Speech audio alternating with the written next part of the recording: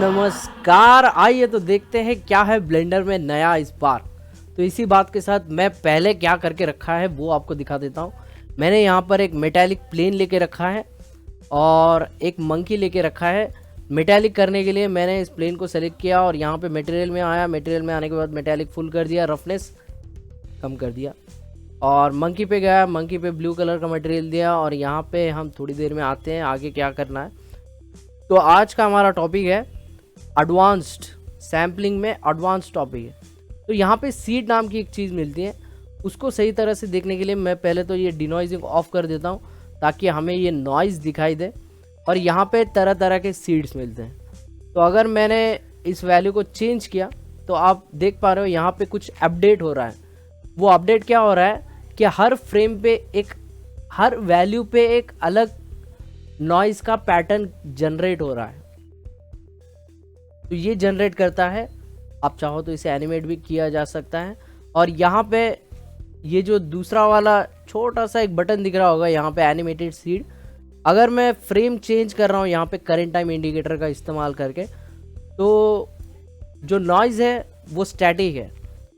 अगर मैं इसका इस्तेमाल करता हूँ और फ्रेम्स चेंज करने की कोशिश करता हूँ तो नॉइज़ चेंज हो रहा है। इसका फ़ायदा कैसे उठा सकते हैं, फिल्म ग्रेन नाम की एक चीज़ होती है। अगर मैं गूगल पे जाऊँ और यहाँ पे फिल्म ग्रेन लिखूँ तो यहाँ पे थोड़े इमेजेस ऐसे मिलते हैं जिस पे ग्रेन आ जाता है। जैसे फॉर एग्जांपल ये एक इमेज है और यहाँ पे देखना छोटे छोटे दाने हैं। ये फिल्म में जब आप शूट करते हो तो ये छोटा सा ग्रेन आ ही जाता है। तो ब्लेंडर वालों ने एक ऐसा सिस्टम बना के रख दिया कि क्यों ना हर फ्रेम पे एक नया ग्रेन आ जाए जिसकी वजह से वो ऐसे लगे कि जैसे फिल्म ग्रेन हो। Smart idea.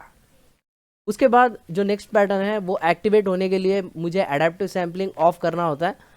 ये एक चीज़ ध्यान रखने लायक है कि पैटर्न को अगर एक्टिवेट करना है तो एडेप्टिव सैम्पलिंग ऑफ होना चाहिए। अगर एडेप्टिव सैम्पलिंग ऑन होता है तो आपका ये पैटर्न प्रोग्रेसिव मल्टीजेटर पे बाय डिफ़ॉल्ट चला जाता है। तो यहाँ पे मैं एडेप्टिव सैम्पलिंग ऑफ कर रहा हूँ। यहाँ पे 3 पैटर्न है, एक सोबॉल है, कोरिलेटेड मल्टीजिटर है और एक प्रोग्रेसिव मल्टीजिटर है। तो इन तीनों में बहुत ज़्यादा फ़र्क मुझे दिखाई नहीं दिया। लेकिन एक चीज़ है कि एडेप्टिव सैम्पलिंग अगर टिक करते हो तो ये बाय डिफ़ॉल्ट प्रोग्रेसिव मल्टीजिटर पे चला जाता है। तो द नेक्स्ट ऑप्शन हमारे पास स्क्वायर सैम्पल्स है। तो मैंने अभी जो है साइकिल्स का इस्तेमाल कर रहा हूँ, जीपीयू पे रेंडर हो रहा है और रेंडर करने के लिए मैंने 16 सैम्पल्स लिए हैं। अगर मैं स्क्वायर सैम्पल्स करता हूँ तो ब्लेंडर क्या करता है, 16 का स्क्वायर करेगा, 16 × 16 और उतने सैम्पल्स हमें रेंडर करके दिखाएगा। इसकी वजह से क्या होता है, नॉइज़ थोड़ा कम हो जाता है, जो दाने दाने हैं वो कम हो जाता है, लेकिन रेंडर का टाइम बढ़ जाता है। तो इसे बहुत सावधानी के साथ इस्तेमाल करना। कहीं यहाँ पे आपने 128 लिखा हो और उसका स्क्वायर सैम्पल्स कर दिया तो बहुत ज़्यादा टाइम ले लेगा, ज़रूरत से ज़्यादा टाइम ले लेगा। तो ये एक है। फिर बाद में है मिनिमम लाइट बाउंसेस। यहाँ पे मैंने 500 लिख के रखा है। लाइट जो है ऊपर से आ रही है, इस ज़मीन पे टकरा रही है, ज़मीन कांच का होने की वजह से इसे टकरा के यहाँ पर आ रही है लाइट और यहाँ पे टकरा के इन एरियाज में लाइट्स भरने की कोशिश कर रही है। तो लाइट कितनी बार कम से कम बाउंस होना चाहिए, तो मैंने 500 बाउंस रखा है। बाय डिफ़ॉल्ट 0 पे होता है। Minimum transparent bounces. Transparent object, अगर ये ऑब्जेक्ट ट्रांसपेरेंट रहा, फॉर एग्जांपल मैं यहाँ पे मटेरियल एडिटर में आ रहा हूँ और यहाँ पे इसका ट्रांसमिशन पूरी तरह से बढ़ा देते हैं और यहाँ से मैं क्या करता हूँ, सीन की लाइट और सीन के वर्ड्स बंद कर देता हूँ। तो अभी जो है हमारा ऑब्जेक्ट कांच की तरह बिहेव कर रहा है। ये जो नॉइज़ आ रहा है, इस नॉइज़ को निकालने के लिए मैं जाता हूँ यहाँ पे और डिनॉइजिंग में आता हूँ और व्यू पोर्ट पे क्लिक करता हूँ ताकि वो अच्छी तरह से डिनॉइज हो जाए। तो यहाँ पे मिनिमम ट्रांसपेरेंट बाउंसेस, तो ये जो लाइट है उस मंकी के अंदर कितने कम से कम कितनी बार बाउंस होना चाहिए वो डिफाइन करता है मिनिमम ट्रांसपेरेंट बाउंसेस। इस वैल्यू को बढ़ाने से नॉइज़ कम होता है, यानी जो दाने दाने आते हैं वो कम होता है, लेकिन आपका रेंडर का टाइम बढ़ने के चांसेस ज़्यादा है। यहाँ पर लाइट थ्रेशोल्ड। ये बहुत मज़ेदार कॉन्सेप्ट है ब्लेंडर वाले लेके आ रहे हैं कि एक ऑब्जेक्ट आपका यहाँ पे है, एक लाइट यहाँ पे है और एक लाइट बहुत दूर है।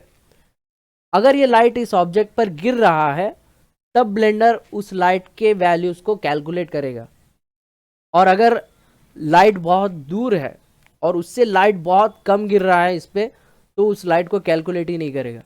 अब वो कितना कम होना चाहिए, किस वैल्यू से कम होना चाहिए, वो डिफाइन करता है ये वाला वैल्यू लाइट थ्रेशोल्ड 0.01। मतलब 0.01 लाइट कम से कम इस ऑब्जेक्ट पर गिरना चाहिए ताकि उस दूर वाले लाइट को कैलकुलेट करे ब्लेंडर। आशा करता हूँ कि आपको ये वीडियो पसंद आ रहे हैं। अगर वीडियो पसंद आ रहे हैं तो लाइक ज़रूर ठोक के बताना, और अगर आप मुझे कुछ बताना चाहते हो तो कमेंट करके ज़रूर बताएं, शेयर करें, सब्सक्राइब करें।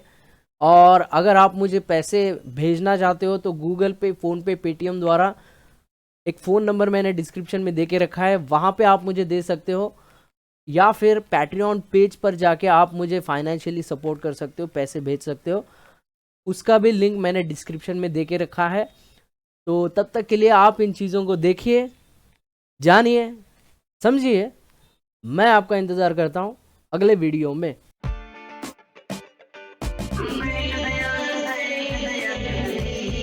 Vega.